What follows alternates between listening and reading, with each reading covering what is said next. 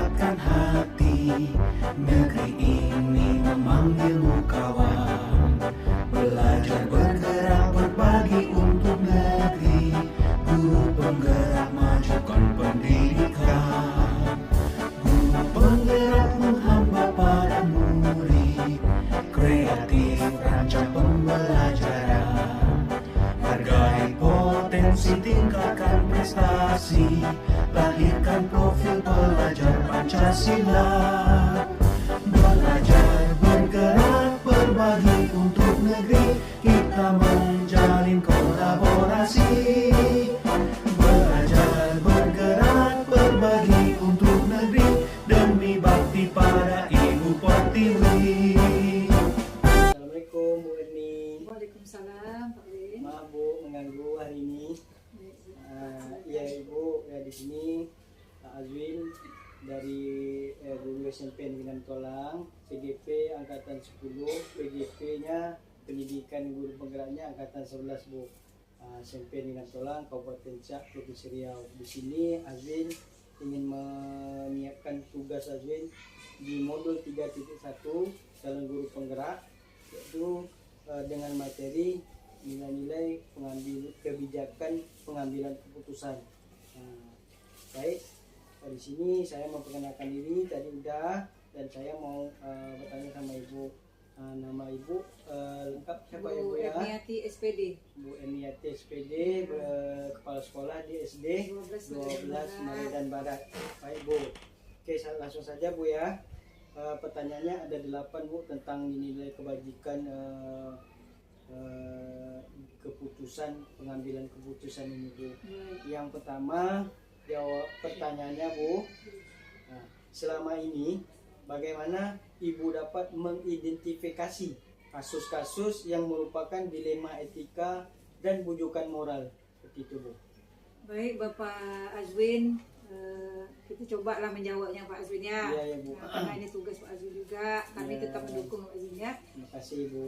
Bahwa mengenali dilema etika atau bujukan moral di sekolah, terutama di sekolah yang saya pimpin, SD 12 Medan Barat, Ya. itu dengan mengamati pertentangan nilai, dampak pada siswa, Iya betul. diskusi dengan tim para guru, serta mempertimbangkan dampak keputusan pada siswa dan memastikan keputusan yang diambil mendukung budaya sekolah yang positif. Oh, berarti Ibu akan mengamati pertentangan nilai ya, nak Bu, berdampak dengan murid, nanti berdiskusi bersama gurunya seperti itu Bu ya. Dengan budaya positif sekolah Ibu ya.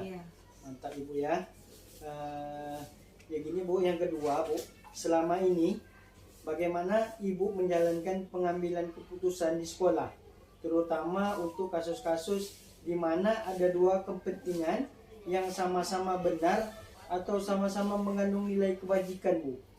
Baik, di sini saya sering kita melakukan ketika dihadapkan pada dua kepentingan yang sama-sama benar. Saya sebagai kepala sekolah lebih cenderung pada konsistensi dengan tim guru,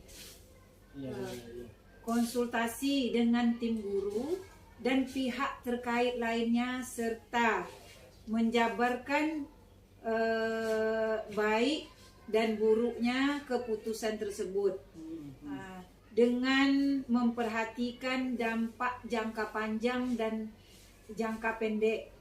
Keputusan diambil dengan mendengarkan pandangan semua pihak yang terlibat, maksudnya guru, siswa, dan saya sendiri. Berarti semua warga sekolah ini dilibatkan. Sebagai pemimpin Ibu bisa mengambil kebijakan seperti itu Bu ya. Baik Bu, selanjutnya yang soal nomor 3 nih Bu ya. Langkah-langkah atau prosedur seperti apa yang Ibu lakukan selama ini Bu? Jadi prosedur apa yang Ibu lakukan selama ini untuk mengambil keputusan itu Bu? Adapun langkah-langkah yang diambil, yang dilakukan adalah dengan menyelidiki secara menyeluruh, kemudian mengadakan pertemuan dengan tim guru, kemudian komite siswa dan orang tua jika memang diperlukan ya Pak Azun ya. Ya. Kemudian dalam pertemuan itu menganalisa opsi yang ada dengan memperhatikan dampaknya, lalu mencari solusi yang paling sesuai dengan nilai etika dan kebijakan yang dianut oleh sekolah. Baik. Berarti Ibu menyelidiki ya Bu ya, menganalisa apa yang terjadi di sekolah ini itu ya. Baik Bu, soal yang 4 Bu. Hal-hal apa saja yang selama ini Ibu anggap efektif ya dalam pengambilan keputusan pada kasus-kasus dilema etika Ibu? Jadi, Di dalam kasus dilema etika ini, pengambilan keputusan di sekolah tergantung pada transparan maksudnya. Iya betul. Transparan maksudnya jelas ya Pak ya, jelas. Iya, betul.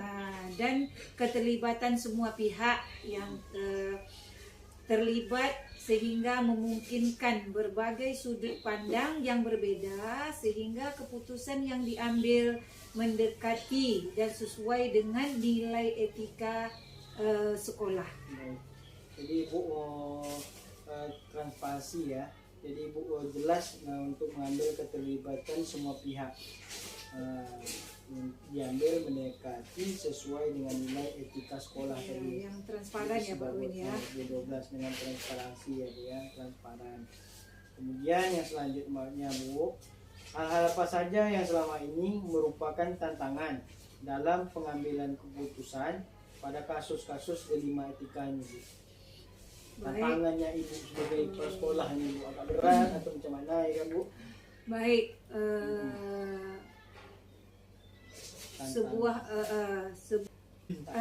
tantangan utama adalah menyeimbangkan antara kepentingan individu dan kepentingan sekolah serta ekspektasi yang tinggi akan keputusan tersebut.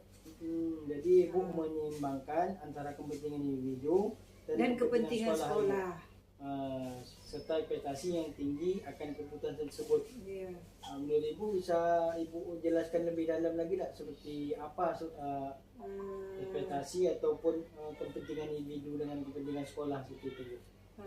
Di sini kalau kepentingan individu itu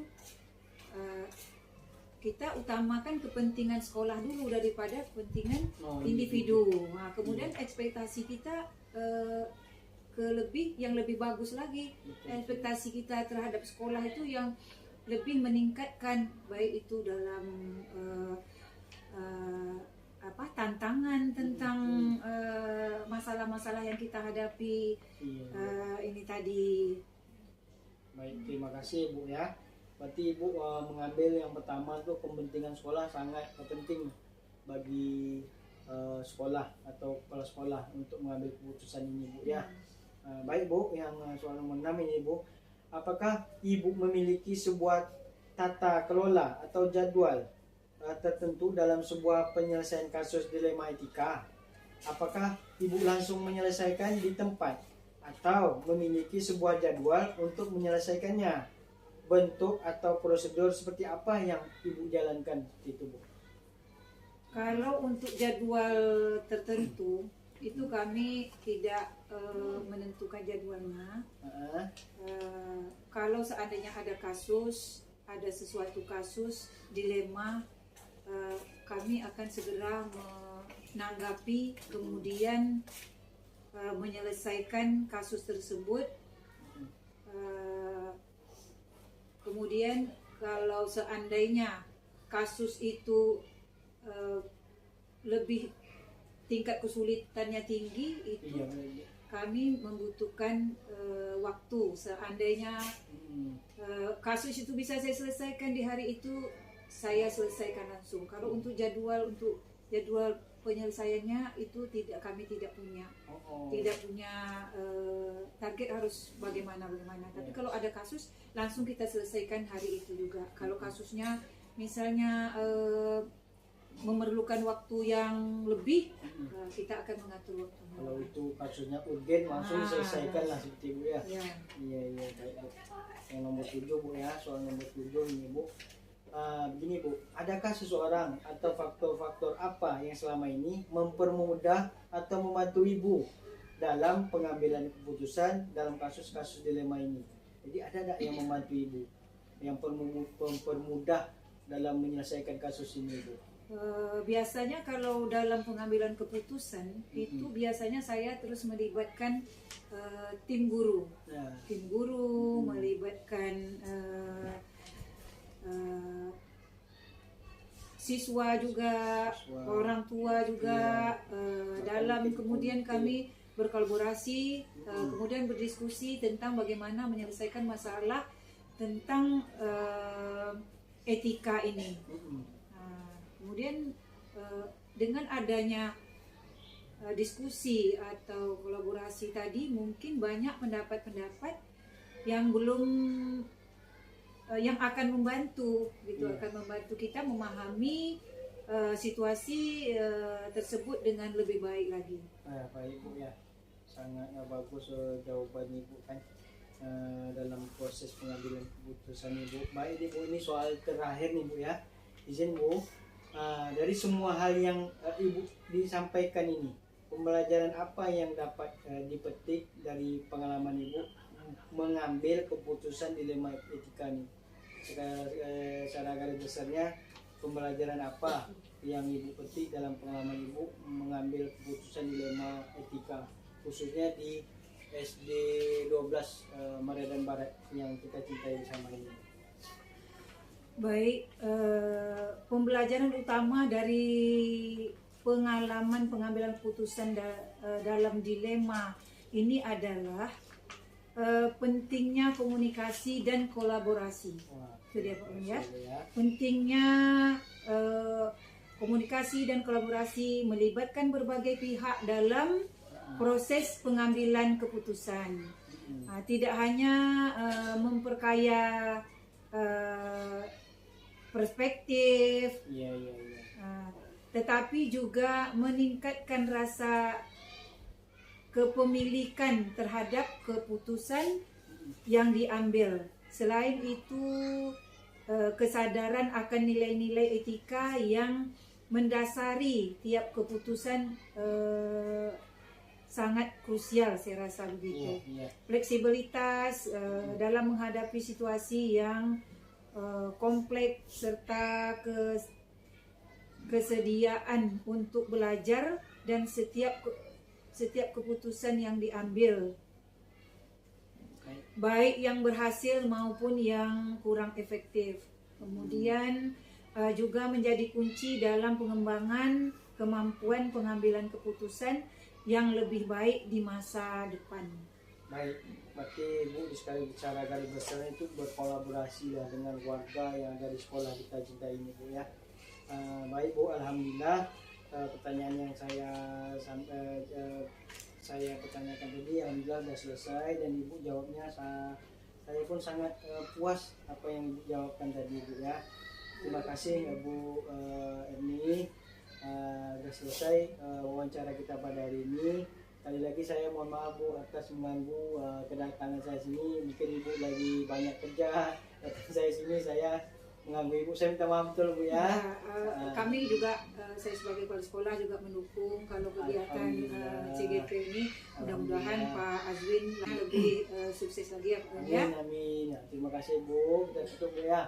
Assalamualaikum warahmatullahi wabarakatuh. Waalaikumsalam warahmatullahi wabarakatuh.